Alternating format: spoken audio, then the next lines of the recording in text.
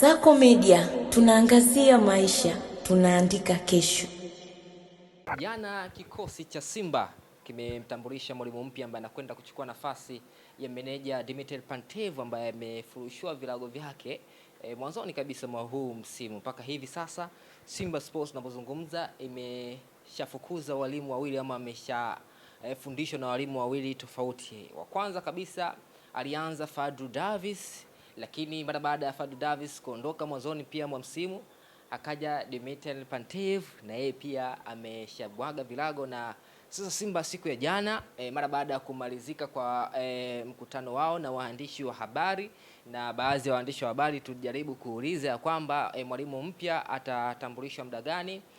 Ilipofika jioni kikosi cha Simba kilimtambulisha mwalimu mkuu Steven Barker ambaye anakwenda kuchukua ni nafasi ya meneja Pantev. Sasa story tayari imeshakuwa hiyo, kwa maana ya Simba washamtambulisha mwalimu Steven. Sasa sisi tunataka tumwangalie huyu mwalimu Steven ni mwalimu wa namna hipi, ni mwalimu wa namna gani, mifumo ambayo amependa kuitumia ni mifumo ya design gani, mafanikio yake makubwa ni yapi, ameshafanya nini katika soka ndani ama nje ya bara la Afrika, amefundisha katika vilabu gani. Hapa tunataka kuangalia swala zima la uzoefu, na kwa kwanza kabisa tutakwenda kuangazia kiufundi zaidi mifumo gani mara nyingi wamekuwa akipenda kuitumia mwalimu Steven. Na kwa kwanza ni mwalimu ambaye anapenda kuifanya timu yake kuwa very compact kwenye kujirinda. Ni mwalimu ambaye ni mzuri zaidi kwenye kujirinda, na miongoni mwa walimu ambao wanapenda zaidi falsafa mifumo ya kushambulia kwa kasi zaidi, na mfumo wake pendwa ni mfumo wa 4-3-3. Mara nyingi anacheza kwa namna hiyo, lakini kuna nyakati ana shift anabadilika mpaka kwenda kwenye 4-1-4-1.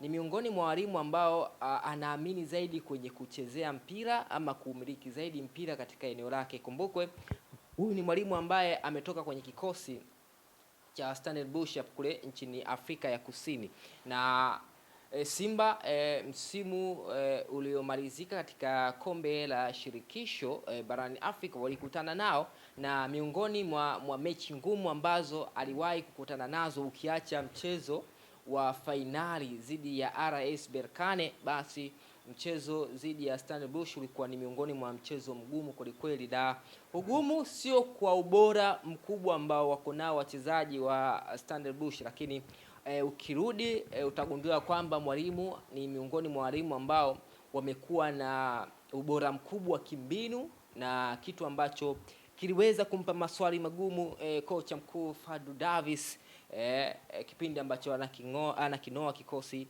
cha Simba. Kwa hiyo ni mwalimu ambaye anapenda zaidi timu yake ikae sana na mpira. Ukiacha kukaa sana na mpira, ni mwalimu ambaye anapenda zaidi kushambulia kwa kusitukiza, kwa maana kushambulia kwa counter attack. Ni mwalimu Steven nazungumza. Kwa hiyo tushaangalia mambo ya kimbinu, namna ambavyo amekuwa akipenda timu yake icheze. Sasa tunakwenda kuangalia CV yake fupi ambayo yuko nayo mwalimu huyu Steven. Miongoni mwa walimu ambao hawajafundisha vilabu vingi, amefundisha vilabu takriban vitatu, na mpaka anajiunga Simba na maana inakuwa ni vilabu vinne. Amefundisha University of Pretoria, ndio timu yake ya kwanza ambayo alifundisha mwaka 2008, lakini pia akaja Amazulu ambaye alifundisha mwaka 2014 mpaka 2016, miongoni mwa timu dume kwelikweli, kabla 2017 kujiunga na Stellenbosch. Na miongoni mwa walimu ambao wameipa mafanikio makubwa sana Stellenbosch ni mwalimu Steven. Ikumbukwe imeingia katika hatua ya makundi mara mbili mfululizo ikiwa chini ya mwalimu Steven. Kumbuke msimu wa mwaka jana ilifanikiwa kufika hatua ya makundi na kufika paka robo finali, lakini pia msimu huu sasa hivi tunavyozungumza tayari timu ipo katika hatua ya makundi na imeshaanza kucheza. Kwa hiyo utagundua ni mwalimu ambaye ameipa mafanikio makubwa sana Stellenbosch na kitu ambacho kimepelekea sasa Simba kuvutiwa na hiyo CV yake fupi na kuamua kumuongeza kwenye kikosi chao, kuona namna gani ambavyo anakwenda kuisaidia Simba Sports. Ikumbukwe Simba kuna kitu kikubwa ambacho wamekiangalia kwa mwalimu Steven. Simba msimu huu asilimia kubwa wachezaji wengi ambao wamesajiliwa ni wachezaji ambao walisajiliwa na mwalimu Fadlu Davis. Sasa kama unamwangalia mwalimu Fadlu Davis, aina yake ya uchezaji, aina yake timu ambavyo inatamani kucheza haitofautiani sana na mwalimu Steven.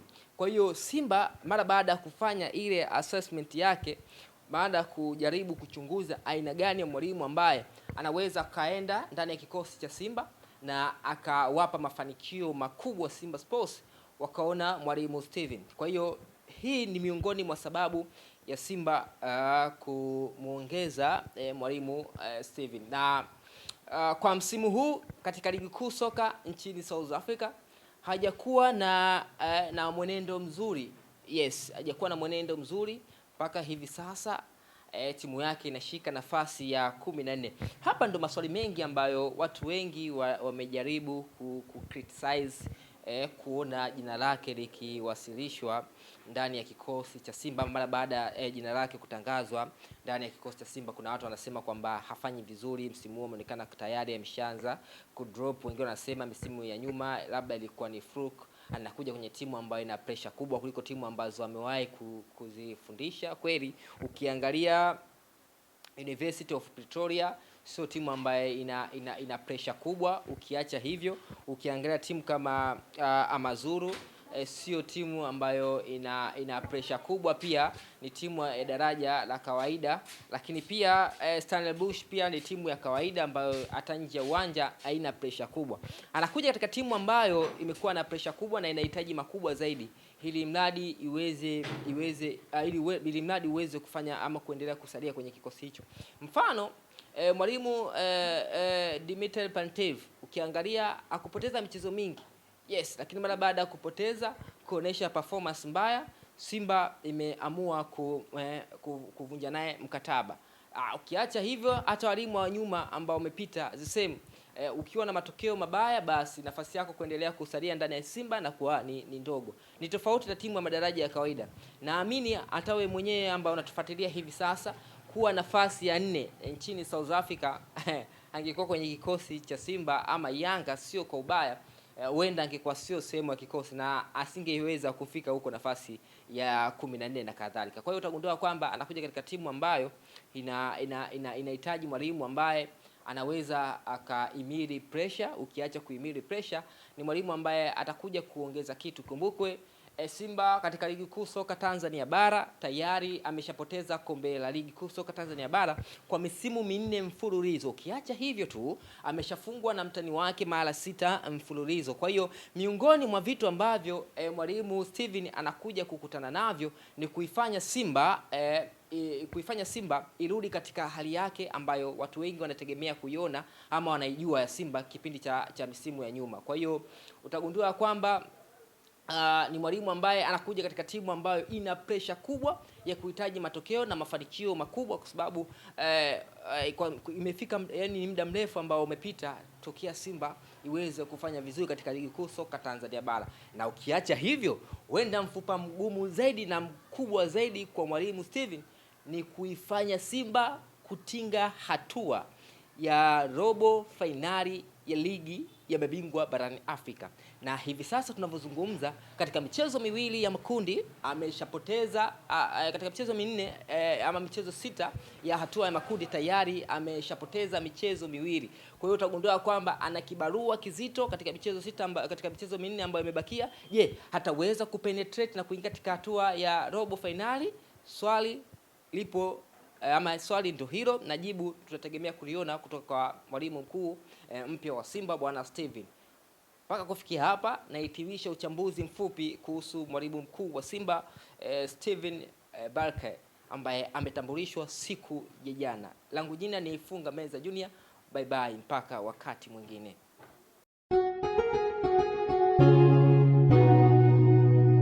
Kasako Media, tunaangazia maisha, tunaandika kesho.